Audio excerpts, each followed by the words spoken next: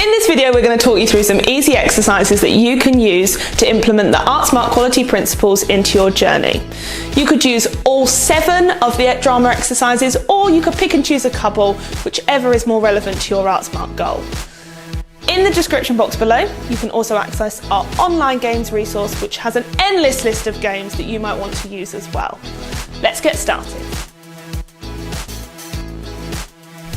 This is an exercise that promotes young people to think about spaces they already know in an innovative way.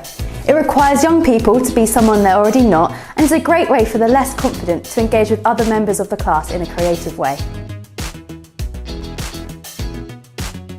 In this game, you're going to give a card to someone in the space that says, "You've got the power." Now, this is a great game for devising scenes or just creating work altogether. This person that has this card has to move up to a position of authority within the process. This might mean that in a group project, they become the team leader. Or in a devising process, they might devise different moments where they are getting higher up in authority. You could do anything you want with this exercise. It's just a really great activity to inspire the use of status and positioning in devising processes. Authenticity is at the heart of everything that Icon Theatre and Theatre 31 do. Our entire practice is all about creating work that is authentic to the people we work with. To achieve this principle, we're going to talk you through the improvisation activity, The Last Goodbye.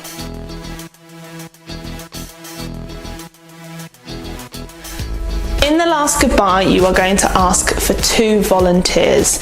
They will come to the front of the space and everybody else will act as an audience. You will give them a situation which they will need to improvise, in which they are doing an example of a last goodbye between 2 people. Now, depending on the group you're working with, you might want to give them examples, or you might want to ask for examples from the audience. Particularly if you're working with more vulnerable young people, you don't want to use any examples that might be quite triggering. So think of situations that might be saying goodbye to a bus driver as you get off the bus, or saying goodbye to the air stewardess as you get off a plane. Situations in which there is an end point, but might not be too triggering to the young people that you work with. Get them to improvise this scene when it comes to a natural end stop, but it's a really good activity for encouraging young people to not necessarily do improvisation activities that are there to make people laugh, and are more reflective of real life situations, are a bit more personal and maybe involve a bit more of an emotional background. Practice of giving young people scenario-based role play is a great way of creating work that is authentic and youth-led.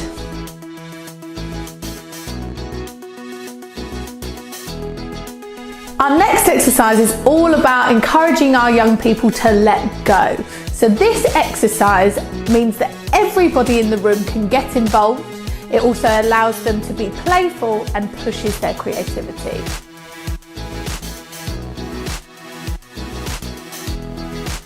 So for the game 10 seconds 2, you're going to want to get everyone in your group to just walk around the space. You are in charge. You're then going to call out a number. They need to get into groups of that many people. Obviously there might be a couple of spare, you can have bigger groups, it doesn't matter too much. You're then going to give them an object or a creature or a description, and they have to create whatever you have said in 10 seconds. So you will start the countdown. This is encouraging them to work together as a team. Make sure that they're making one thing all together. So if you say you are going to be a soggy sock, make sure that they're not 5 set of soggy socks next to each other. You want them to work together and be creative and share ideas and become one big soggy sock, for example. You can push it and use descriptive words to exaggerate it even more. So you might be a sad window. The possibilities are endless, but make sure that you can extend this, get everyone involved, make sure they're all working together, and then you're going to go around, you're going to look at each of these. An extension is that you can also bring these to life. You can make them, give it some physicality and some sound effects as well. It's a really good one for making them all get involved, push their creativity, and be really fun and playful. In this activity, there are no winners and no losers, so this ensures that everyone feels included and has a great time throughout. Channel hopping is a great warm-up activity, and it means that everyone is included and doesn't feel like they're not going to be involved.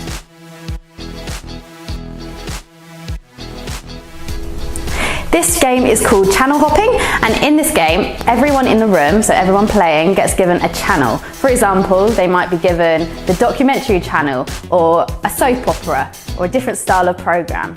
Each of these people then have to improv a scene in that style, but they don't do it all at once. So the facilitator will point at one of the channels, maybe it's channel 1, and then they will begin their scene. Everyone else has to say pause in their position. Then the facilitator might point at another channel, and channel 4, for example. Channel 1 will stop, and then channel 4 will begin. Whilst they are paused, they've got to remember where they are in the programme, like you would if you pause a television show, for them to continue when they're chosen later on. Using play and imagination is the key to actively involving children and young people. You may have already heard of the concept teacher enroll, which is where a teacher is in character for the entire session, but this next activity, Passports, is the opportunity for children to be enrolled.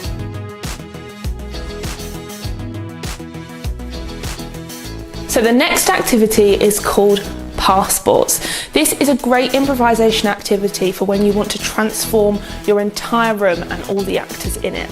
What you're going to do is, using the template that we've got in the description below, you can fill out a passport for all of the young people who you're in your room. Change their jobs, change their names, change their ages, whatever you want to do. When they first arrive in the space, you're going to give them all a passport, and this is the person that they are going to become for the rest of the session. Every game they play, they're going to play in character. When they perform back, they're going to perform in those characters, and it's a really good way of testing the space, getting young people to do something different and enroll and kind of excite a whole room of people for a session.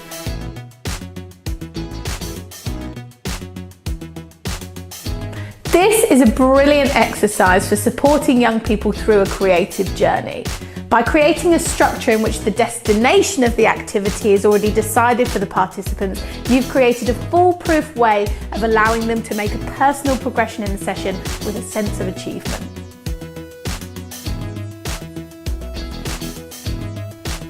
So for the game scene positions, you're going to want to come up with 2 positions for the scene. One that will go at the start of the scene and one that will go at the end.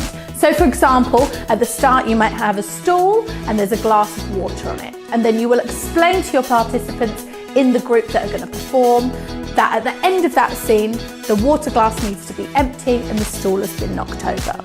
At that point, you can get that group or that pair to improvise that scene so that they get from that first position with the scene finishing with the final position that you've given them. If you've got a slightly newer or more nervous group, or some people that don't know each other, you might want to allow them some time to discuss the narrative that can happen between the A and the B, but because we already have that destination, it's just a way of them creating the narrative to show progression with their creativity.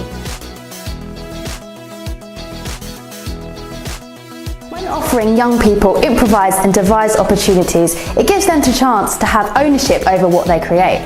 This ownership is integral for making these principles youth-led.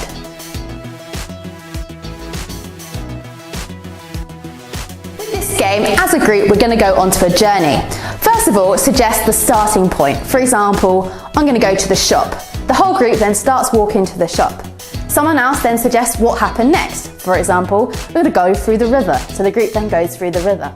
Everybody keeps putting in suggestions until they get to their final destination.